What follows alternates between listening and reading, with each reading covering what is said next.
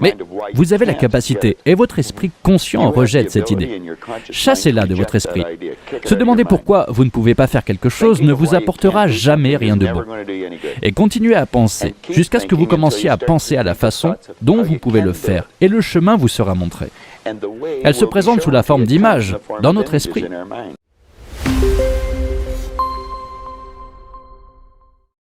Vous avez participé à des séminaires et vous avez dit que votre raison d'être était d'en apprendre plus sur vous-même. D'après mon expérience, les gens assistent à des séminaires, en particulier des séminaires de développement personnel, pour chercher la réponse qu'ils veulent connaître. Qu'est-ce qu'il y a là-bas? Je peux apprendre pour mieux réussir? Non. Non. Bizarrement, et je pense que vous avez probablement raison, je pense que c'est ce que la plupart des gens recherchent. Je pense qu'ils cherchent une réponse en dehors d'eux-mêmes. Et ils ne la trouveront jamais. Je pense qu'à ce moment-là, j'ai réalisé que c'était quelque chose en moi. J'ai rencontré un homme ici à Toronto. C'est lui qui m'a poussé à étudier. Et il m'a dit que si je n'aimais pas les résultats que j'obtenais dans ma vie, je devais me changer. Et il m'a dit, si tu veux te changer, tu vas devoir découvrir quelque chose sur toi-même. Et ça semblait avoir du sens. Je ne pense pas que c'était une idée bouleversante. Ça ne donnerait à personne une hernie cérébrale, mais pour moi, ça avait un sacré sens. J'ai donc commencé à m'étudier.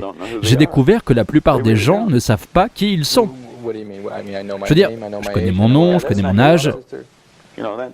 Mais vous savez, ils diront « je suis Bob Proctor ». Mais Bob et Proctor sont deux mots que mes parents m'ont donnés, mais ce n'est pas moi, c'est mon nom. Puis quelqu'un dira « c'est moi ». Mais ce n'est pas moi non plus, c'est mon corps. Tu sais, je n'appelle jamais ici au studio pour dire « le corps ne sera pas là aujourd'hui ». C'est malsain. Tu sais, c'est ma main, ma jambe, mon corps, mon nom. Mais qui suis-je? Eh bien, c'est une question intéressante.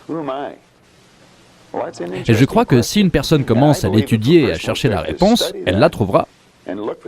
Tu vois, je pense que nous vivons simultanément sur trois plans de compréhension. Nous sommes des créatures spirituelles. Nous avons un intellect et nous vivons dans des corps physiques, ok? Mais parce que nous manquons de conscience ou de compréhension de qui nous sommes totalement enfermés dans un monde physique et nous laissons les choses extérieures nous contrôler. 95% de la population réagit à la vie et ils ne vivent pas vraiment.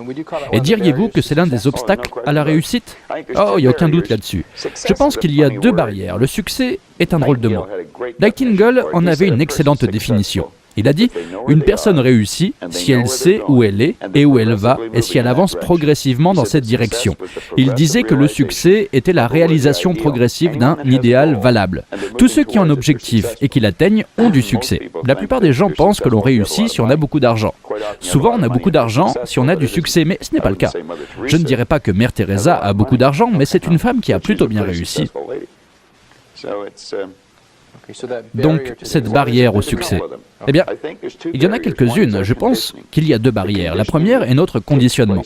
Le conditionnement qui a lieu dans notre esprit subconscient dès notre enfance. Tout ce que nous pouvons faire, c'est agir et parler comme les gens qui nous entourent. C'est pourquoi nous apprenons la langue que nous avons apprise. Si on parlait 10 langues à la maison, on apprendrait 10 langues sans problème. Il y en a généralement une. Et c'est la seule que nous apprenons. Et nous vieillissons et on pense « Oh, je ne pourrais pas apprendre une autre langue. On pourrait en apprendre une centaine si on le voulait. » Tu peux tout faire, mais je pense que nous sommes conditionnés. Nous avons un conditionnement très fort, généralement avec des idées pas très bonnes. Et ensuite, la barrière qui est à l'intérieur est celle qui est à l'extérieur, dit notre environnement. Nous avons tendance à agir comme tous ceux qui nous entourent. Et si on y pense, cela a beaucoup de sens, car si vous étudiez les statistiques, 95% des gens vivent toute leur vie sans jamais vivre comme ils le voudraient. Vous savez que 95% de la population de ce pays, l'Amérique du Nord, le continent le plus riche de l'histoire du monde, travaille de manière productive, disons pendant 40 de leurs 65 ans, et se retrouve avec presque aucun argent. Il doit y avoir un problème.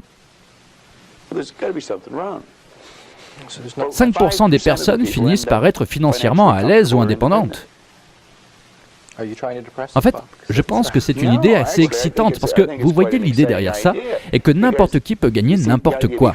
Mais si on commence à étudier ces statistiques, je pense qu'on arrivera à la conclusion qu'il vaut mieux penser par soi-même plutôt que de suivre tout le monde. La plupart des gens, lorsqu'ils trouvent un emploi, regardent autour d'eux, voient comment les autres font leur travail et commencent à le faire de la même manière. Ils devraient s'arrêter et penser. Je me demande si ces gens savent ce qu'ils font. Tu sais, Y a-t-il une meilleure façon de procéder? Mais nous n'avons pas besoin de nous intégrer, je veux dire, on ne veut pas faire de vagues pour ne pas se faire virer. Exactement. Mets-toi en ligne, tu sais, prends un numéro, sois comme tout le monde autour. Tu sais, ce serait génial dans le règne animal. Mais les êtres humains ne sont pas censés vivre comme ça. Je pense que nous devrions faire quelques vagues. Nous devrions peut-être nous démarquer, être différents. Pas pour le plaisir d'être différents, d'accord, mais parce que nous sommes différents. Nous avons tous des pensées différentes, et je crois que nous devrions commencer à réfléchir et construire des images dans son esprit de ce qu'on aimerait faire, puis se lancer et le faire. Ok? Emerson l'a fait, Edison l'a fait, Marconi l'a fait, Samuel Morse l'a fait, Buckminster Fuller l'a fait. Nous pourrions continuer encore et encore. Ils étaient différents, ils se sont démarqués. Ok. Vous avez commencé par dire que vous commencez par une recherche sur vous-même pour essayer d'en savoir plus sur vous. Et vous avez eu un certain succès en cours de route. Eh bien, je n'ai pas commencé comme ça au début. J'ai commencé à me demander comment gagner beaucoup d'argent. Je me suis dit que si j'avais assez d'argent, j'allais guérir tous mes problèmes. J'ai découvert que ce n'était pas vrai. Je pense qu'une bonne partie des problèmes sont liés à l'argent. Mais après avoir travaillé quelques années, j'ai décidé que les vraies réponses étaient d'apprendre à se connaître un peu mieux. Et je ne pense pas qu'il faille grimper l'Himalaya et devenir un gourou. Ok, et qu'avez-vous fait pour apprendre à vous connaître? Vous avez dit que vous avez fait le tour de tous les séminaires. J'ai assisté aux séminaires, je suis allé écouter différents conférenciers qui enseignaient quelque chose sur l'esprit. Je pense que les réponses sont dans notre esprit. Qu'avez-vous appris sur Bob Proctor au cours de cette étude? J'ai appris que la plus grande partie de moi, que vous ne verrez jamais, n'est pas physique. Et ce que vous voyez ici, dans le corps physique, n'est rien d'autre que la manifestation physique du côté supérieur de ma personnalité. Et bien sûr, c'est vrai pour vous, c'est vrai pour tout le monde.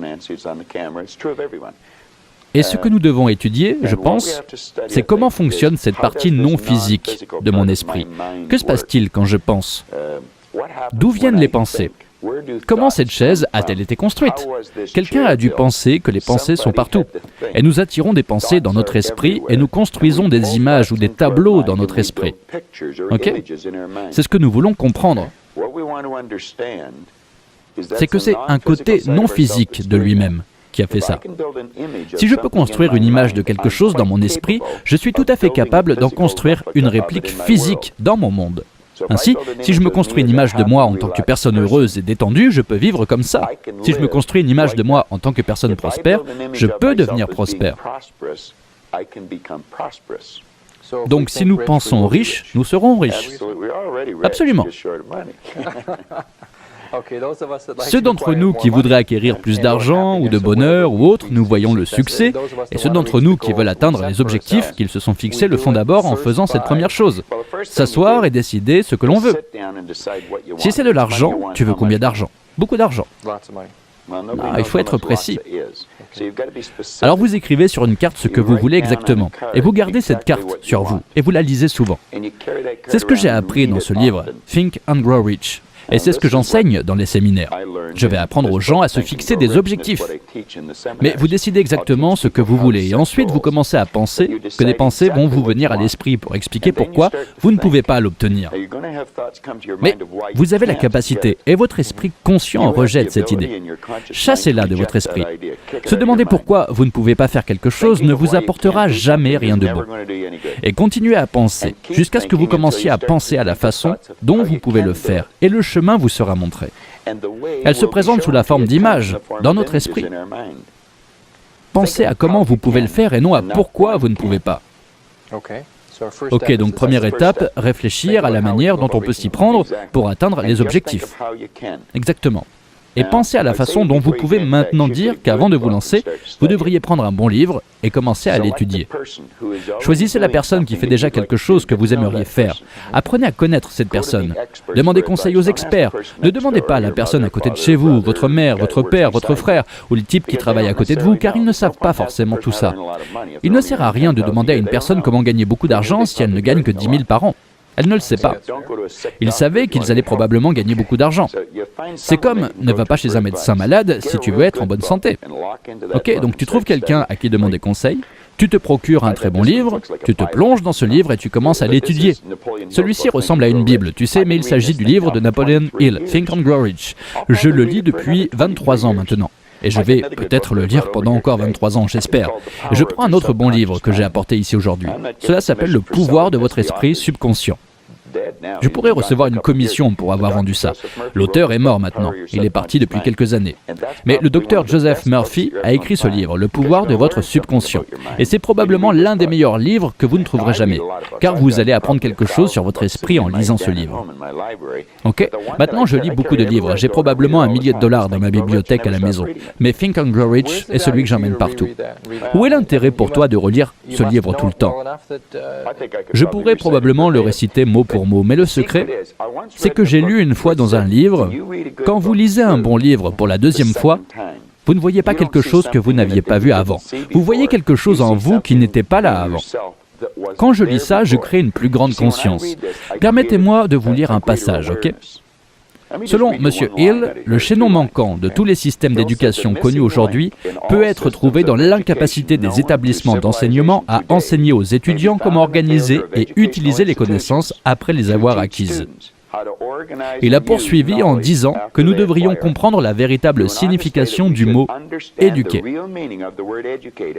C'est la collecte d'informations. Vous développerez probablement votre mémoire, mais je me demande dans quelle mesure vous développerez votre esprit. Et je ne suis pas contre l'éducation, car j'encourage mes enfants à aller à l'école. Mais le mot « éducation » vient du mot « éduquer », et ce terme est dérivé du mot latin signifiant « induire », « tirer » ou « développer de l'intérieur ».